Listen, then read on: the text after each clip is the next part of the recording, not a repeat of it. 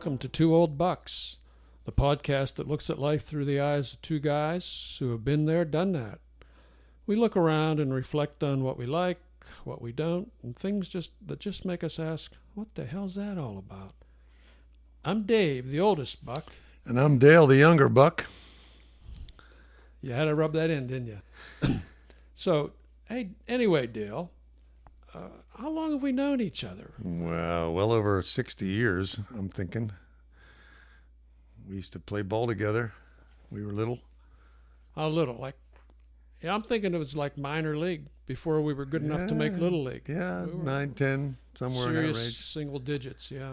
So we've been together. We went from Orange Crush to underage beer drinking. Beer, and now we're to black coffee. On the sidewalk. So been together a long time. Socially distanced. More or less.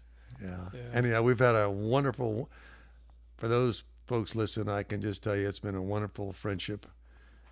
Dave has been a great friend all these years, and we've been seeing a lot of stuff. So we'd like to share that with you. All right. So why are we doing this anyway? Or what are we going to do here? We've got several segments that we want to make kind of regular segments of this podcast. The first segment is, we at this point we call it Things That Make Us Want to Say, kind of like the old Arsenio Hall days. Yeah. Things that make us want to say, Where we'll talk about stuff in the news that we find interesting or just strange thoughts that come to our mind. We'll talk about events that we find curious or insane, or just look at stuff that's going on all around us. And remember, it's from a perspective of two old bucks. Right. And so you may not be as old, but, one day you will be, but that's the perspective we're using. Two old bucks. Dave, I kind of imagine us as, standing on top of the hill, looking down on all these particular issues. We see it. We may not be involved in it, but we're watching it from observing it, and we're sitting there talking to each other, and more often than not, we're laughing about it. So that's the perspective. The next segment that we'll typically do, we're going to call Kultur Klub. That's with the K's, kind of the German, Austrian high culture version of Kultur Klub. And we'll be doing book reviews, maybe movie reviews, reading short stories that either of us has written or that somebody else has written that we particularly like. We'll have some guest interviews, and so it'll be an interesting mix of things. We'll maybe throw in a little Mr. Science from time to time. And then we're going to move on to a segment that we call $2 for Your Thoughts, where we will run the gamut, stuff that we missed previously, maybe a little bit of looking back, people that we've liked, people that we've missed, people that we respected, or it could be something totally different than that. And our final segment, you tell us about the final segment. The final segment is something we're going to call Loser Lotto. And you'll want to tune in for that one. I think you'll find that to be interesting because you may just want to apply this theory. You'll see when we get there. All right, we'll let you explain that in gory detail later. But all right. So that's basically the format that we're looking at now, and so why don't we just get started onto our first edition of Things That Make Us Want to Say, So, what makes you say, What do you, give me a thought, Dave. What are you thinking? Off the top. Clearly, COVID-19 is on everybody's mind. We now had inklings that there's actually going to be a vaccine out there sometime next year. That's all good news. But COVID's been a bummer. It's changed the way we live, changed the world all around us. But there have been some bright things that have come out of COVID-19. There's some definite benefits. You're saying you put a little positive spin on this thing. Yeah, a little positive spin. Give me an example. Okay, for example, handshake anymore. Do you miss handshaking? I don't. Do you know why handshaking started? No. Handshaking started in 706. I think it was 706 AD. Yeah. I just picked that number. You just okay. Where people would show the other person an open hand to show that they did not have a weapon in hand. And that's just become a tradition that's stuck with us. But when you think about handshaking, you think of, even before COVID, just think of all that stuff that's on the other person's hand that do you really want to exchange? You don't, but you don't know where that hand's been. You don't know where the hand's been, true, and they've always suggested that you wash your hands during the cold and flu season as a transmitter. So I agree. So that's a positive. You know what else I'm not going to miss? Positive spin. What else I'm not going to miss about handshaking? What? Is those people out there that have to give you that bone-crushing handshake? Crushers. Yeah, they just have to show you how tough they are. Now, women are smarter. They don't feel the need to do any of this. But there's that guy that's just, he's got to squeeze till you can hear the bones crack. I mean, the person you already say to yourself, this is not going to go well when you're reaching out to say hello to him. There you go. I hear you. We don't have to worry about that's gone. Those days are gone. That's a plus. So what else is a plus? I mean, I'll tell you a plus. Give me a plus. This is the biggest plus, and I wouldn't say I applied it myself, but maybe I admit to applying it. It was the ability to refuse to go somewhere in an engagement or a party or something that you would not otherwise be able to turn down, simply by saying that I can't come because of COVID. I don't want to be exposed because of COVID, so you can turn down a number of events. Like, let's go to the opera, and say, no, I can't go. I don't want to expose myself to that. That's perfect. That's an excellent excuse. That's a plus. That's I like that a lot. That's definitely a winner. Something else that troubles you? It troubles me. This is not so much that I don't like it, but it's a good thing. But it's a stress remover. And I'm talking about hugging. Oh. Okay. Our culture is, particularly in the U.S., we've kind of evolved into this hugging culture, and I'm all in on that. But you got to admit there are stressful moments, in the pre-hug, the hug, the post-hug. Well, you can avoid all that now because of this COVID thing. You don't want, again, you got the closeness thing, so you don't want to get too close with that. So right. I think the hug is out. That's a positive thing. Think about the different kind of hugs. There's like the guy hug. The fake hug. Yeah, you pat him on the back twice. It has to be boom, boom, two, not one, not three. Two hugs. Almost just faintly touching each other. There's that boa constrictor hug. The boa constrictor hug. I understand that can be embarrassing. That can be embarrassing. But that's a positive thing now. We can avoid that. Yeah. We can avoid that with this COVID thing. You got the glancing blow hug. Yeah. You don't have to decide which hug you're going to use with this person, or if you're going to look, like you look in each other. Am I going to have to hug this person, or hey, I'd really like to hug this person. Or is she going to expect me to hug him, or she's going to expect me to hug him? That's gone. That's gone. So that's something that we don't have to stress over. Here's a over. positive spin. I like the fact that you can have this mask on, and as long as your eyes don't show it, you can be sticking your tongue out. You can be doing something like, oh boy, but you can't see the expression on your face. If you're taking a picture, you don't even have to smile. There you go. just sit there and look. So, I recall when we were getting pictures taken recently with masks on, and you looked at me and you said, "Why am I smiling?" Why am I smiling? Okay, so there's something there. Here's something else that I'm really happy to avoid. Spit talkers. You know what I'm talking about? I do know. I can picture that clearly. And you know what's even worse than spit talkers? The food broadcasters.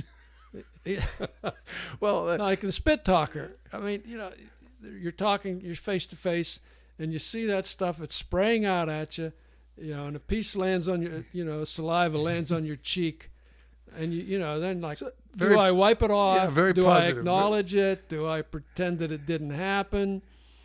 Well, that's a very positive thing. But when someone comes up close to you and does that, obviously that's a very positive thing to have the mask on. And fortunately, the mask also protects you from the food talker too. So you can always whip that out and pull it up. Yeah. Get the big extra large size where it covers from your eyebrows to your chin. Don't you hate it when the guy across from you is just spraying his food at you? It's like way beyond spit talking. It's so that's gone. Another Done. positive thing. Done. So despite all the issues and all the consternation that we've gone through with this COVID thing, and if you put that little spin on it, there is some positive things. And there's something else that I think of too, and that is you can do a great ventriloquist act. In fact, I remember the time someone was trying to do something and the mask was moving in and out, and I don't know what he said. I don't know what the word. I didn't hear any of the conversation. My mind was focused on his mask going in and out with him breathing. Watch that mask move. Just watch that mask move. But that's a good point you make about ventriloquists, because a good ventriloquist, pretty. He's got the little wooden guy on his lap, and the guy's talking, but there are bad ventriloquists out there. Now this is a boon for them. I'm betting that we're going to see a ventriloquist. We're going to see a comedy revival act somewhere. They're going to hear this podcast, and someone's going to say, "That's a great ventriloquist act," and he's going to go up and do it because he can get away with it now. Okay, so. Anyhow, anything else? Body odor. That's something that you're familiar with. Well, that's true, and the wife points that out to me all the time. But you don't have to get too. You can stay away from people from that. So your infrequent showers can become more infrequent if you can keep your distance and everything. So, you going to wear that shirt again? No problem. I won't be near anybody. Plus you're saving money on deodorant. Now, of course, that does have a negative side because the deodorant makers, that's less money from them. Anyhow, I think that's we enough beat positive this one to death. aspect. Okay. Yeah. We have beat this. Let's move on to something more cultural. Yeah, something to make us sound more intelligent. Have you read any good books lately? Actually, I belong to a book club, and we read a lot of different books. And the latest book that you like is always one of the books that you can talk about. Clearly one of the books I enjoyed most was A Gentleman in Moscow. A Gentleman in Moscow. What was the name? Amor Towles. Yeah. That was a great book. That was a great book. And one thing about that particular book, and every book has this, it sticks with you. Something maybe sticks with you that was the man said when his friend passed away that this was the last person that knew me as a boy, and it will be a sad day. I think that's a sad day, and we talk about that sometimes. Being friends for so many years, the last man standing, who would know what you were like as a boy? But then, that's not the book I'm talking about. It's that kind of thing. My book today is by Daniel Silva, and it's a new one, his latest one called The Order, and it is a spy novel. If you like his characters, then you will probably like this book, but you have to believe you have to accept the premise. Tell me a little bit about it. Well, it has to do with the Catholic Church and the murder of the Pope and the secret society, and he somehow has been able to. I don't want to give the plot away, but in essence, the Israeli spy guy is going to dig up a solution here. But it reads smoothly, and that's what I got to say. If a book's reading nicely and keeps your attention, and you want to read it again, if you'll read a book during the afternoon rather than doing something else, I consider it a good book. So this is a 5-star rating, 4-star, 2-star? It's a 5-star would be the top. I would say it's a solid 3.5, 4 for just trying a different author. All right, and the name of the book again? It's called The Order by Daniel Silva. I'm David. Silva. Okay. Yeah. All right. Great. Okay. So that's. What do you got for culture there, my brother? What I got for culture? Well, actually, I'd like to read a short essay that I wrote, and it was published here in Sarasota, Manatee. I guess I just told people where we live, but that's okay. You're talking about the one in cycling, Sarasota, Manatee? Yeah, back when I wrote this when our cycling club was asked to put out a brochure for the 2 counties for kind of outdoor activities. So I reiterate, this is something you wrote yourself. I believe I wrote, yes. Actually, well, it says right here on the paper that you wrote it. It's called Let's Get Metaphysical. Is that it? Let's Get Metaphysical? That is the title that I gave to this essay, short essay. And I'm not going to read the whole essay. I'll read most of it. But, all right. I'm ready. Let's give it a go. Let's get metaphysical. Years of cycling and, well, just years had conspired to make me less flexible than an aluminum bicycle frame on a cobblestone street. I was advised to enroll in a yoga class, so naturally I ignored this advice for several months until a female friend said, "You need to sign up for this yoga class. The teacher's a jerk. I don't like him. I won't take his classes anymore. But you'll like him. He's a lot like you." Now, technically, this woman is my wife's friend. Well, she was right on at least 2 of the 3. He was a good instructor, and I did like him. Possibly, he's also a lot like me. I asked his advice on what style of yoga would be most beneficial for me. He recommended Iyengar, a subset of Hatha yoga that emphasizes holding the poses for longer periods with props as appropriate to achieve skeletal and muscular alignment. This is particularly good for older folks here. It also incorporates breath control and meditation. As a cyclist, I find this style very helpful in stretching my hamstrings, taking the load off my lower back, and much more. Yoga means yoke or join, a union of the mind and body. Now, yoga poses, or asanas, are basically Sanskrit names consisting of a whole bunch of letters followed by the suffix asana, which means don't forget to breathe. Fortunately, most of these have American translations. For example, Paravitra Bada Paraskanaskovasana means loosely tie yourself in a knot. Ekapadu Kandayanasanasana means tie yourself in a tight knot. You get the idea. A very popular pose is translated as downward-facing dog because you look like a dog stretching his forelegs while his hind legs are erect, pushing his rear end up in the air. My downward dog always seems to look like a daddy long-legged spider with half his legs missing. Another favorite is the triangle pose, Trikonasana in Sanskrit, that involves stretching your quads till they quiver like a cyclist with sunstroke, at which point you begin the difficult part of the pose. A session normally ends when the instructor calls for my favorite pose, Shavasana, or corpse pose. This is the time for the body to relax and the mind to clear, sort of like happy hour. Like cycling, yoga has an unwritten code. There was recently a big stink about the Lululemon line of yoga clothing, as some of their tights got a little too transparent during the naughty phases. That's naughty with a K. Reportedly causing much embarrassment amongst the yogis and triggering naughty with an N comments from the founder and now former CEO of the company. It seems to me this was much ado about nothing for a couple reasons. First, you really don't have the ability to gawk at other people's bums in yoga class because you're totally focused on getting your own pose right while trying to blink out that sweat that's blinding your eyes. Besides, we cyclists have already logged countless hours staring at lycra-clad bums jiggling a bike length of the way. The old saying, if you've seen one, you've seen them all, really seems to fit this situation. My only advice on yoga clothes is to tuck in your shirt or blouse before you do a headstand. I took up yoga to improve the strength and flexibility of my lower back, and I got that. Prior to yoga, my car trips of over 20 minutes left me hobbling around with the posture of a praying mantis. Now I can endure hours in the car without pain, unless, of course, there's country music on the radio. After 2 years, I'm still usually the stiffest person in the class, but that's not important. If you practice yoga for a while, guys, you will not have the flexibility of the women in your class, so don't let that intimidate you. This is not a competition.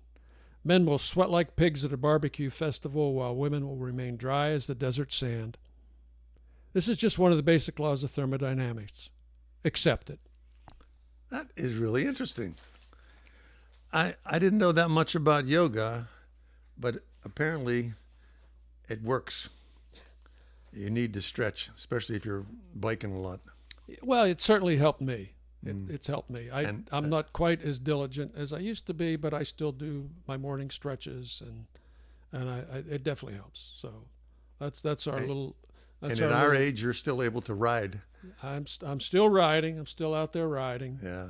Not as many miles and not as fast, but still riding. That was a great story. I'm sure the biking.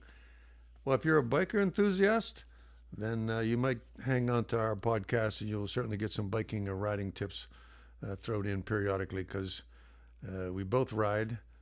And I thank Dave for introducing me to riding. It's been a very practical experience for me. I don't ride as much as he does, but we enjoy it. There's a great science to it and great story. Thank you, Dave. Hey, thank you. Why don't we just move along to our next segment, which we're calling $2 for Your Thoughts. Dale, you had something we were talking about earlier, something about keys. I'm not sure exactly what you meant. I'll explain it to you. And this segment is basically, it can be anything. Some little thing, some little thought, some little idea, whether only I noticed it or whether you listeners will find it interesting. But everybody's exposed to hundreds of things that you ask yourself why. So here's my thought. I'm looking at a flyer, an advertisement that we get in the mail, and perhaps you too, from your local automobile dealer, and it is a scratch and win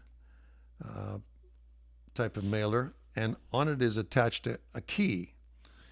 And this key says that if you scratch this off, or match the number on your scratch off, and you may win one of the posted prizes.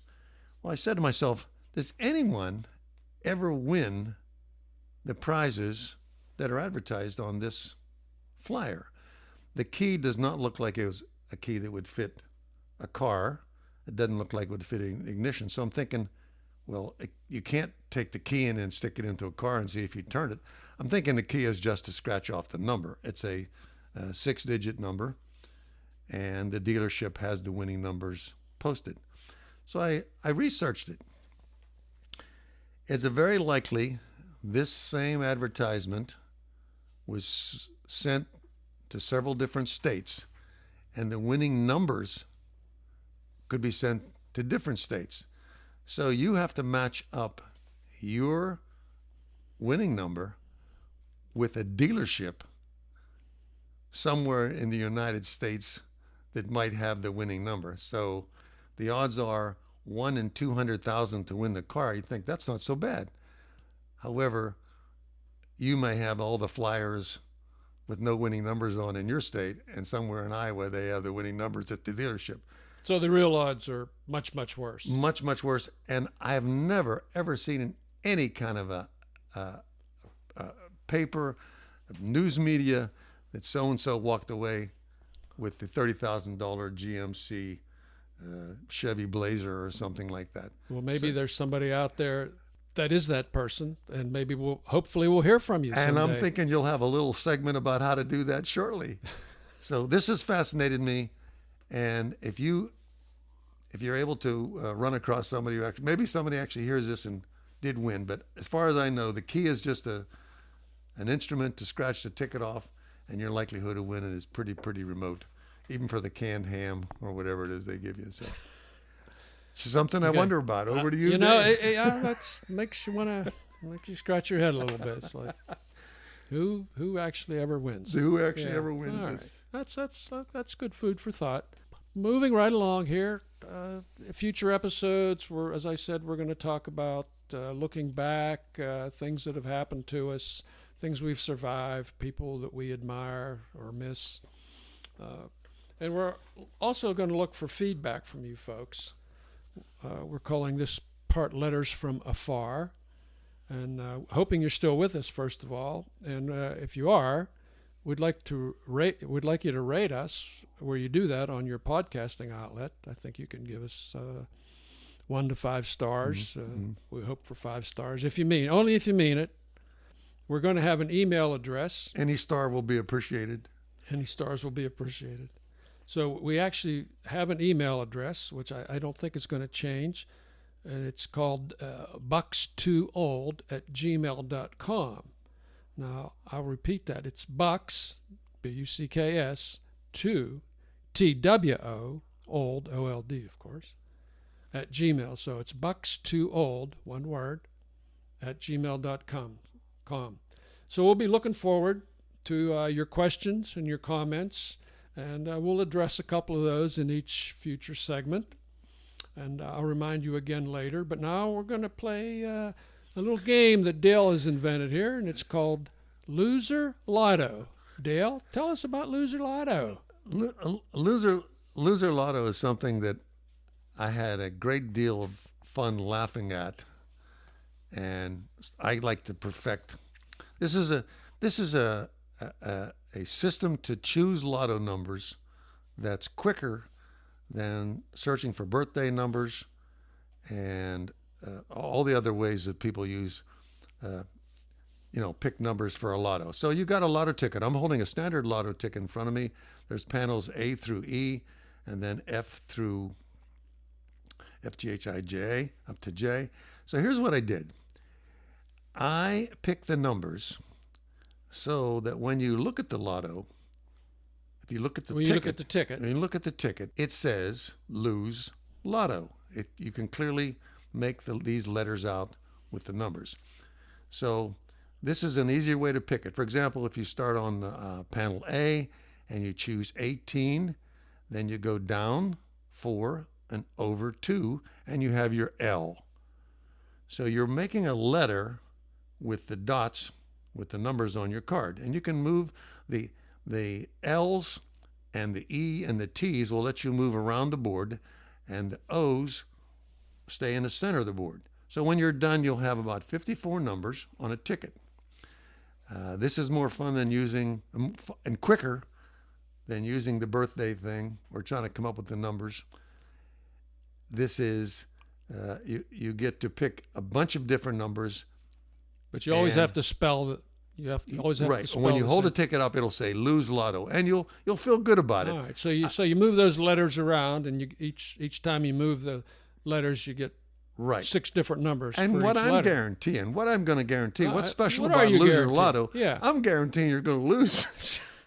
I'm guaranteeing you're going to lose, so much so that if you win, you send us an email, and we'll tell you what you can do with your winnings to make you feel better because you won, because even though we guaranteed you'll lose.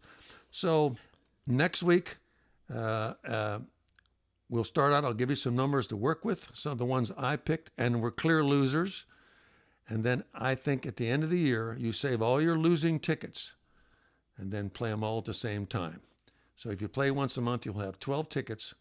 That's 12 times 54 numbers. And I guarantee you, you'll lose. You're still not great at math, but that's okay. Well, I get the idea. I'm not good at math. That's why I came up with this system. That's why you need a system. I mean, you need a system. So, yeah. So the funny thing, and I even think the guy even taking the tickets will get a charge out of it too. When you hand him the ticket and he holds it up, and he said, "You're going to lose this lotto." So, Loser Lotto is going to be a fun thing. It's a running. It's our running gag. And if they win, they have our apologies. That's right. You have our apologies, and just send us a note saying that you won. Send us unmarked bills. You're really, really sad about that. Unmarked bills is what we want. So, Loser Lotto. All right. Good luck. That's great. Okay, we look forward to getting the numbers every week, Dale. So I think that's bringing us pretty close to the end of the show today. Our premiere show, our number one show. Certainly more to come in the future. So again, remember to rate us. And our email is buckstoold@gmail.com. Next time we'll be talking about maybe free stuff on Craigslist, some news of the day, more book reviews, maybe some Mr. Science. Strange things that we've seen. And of course, Loser Lotto. And until then, I'm Dave. And I'm Dale. And we are the Two Old Bucks.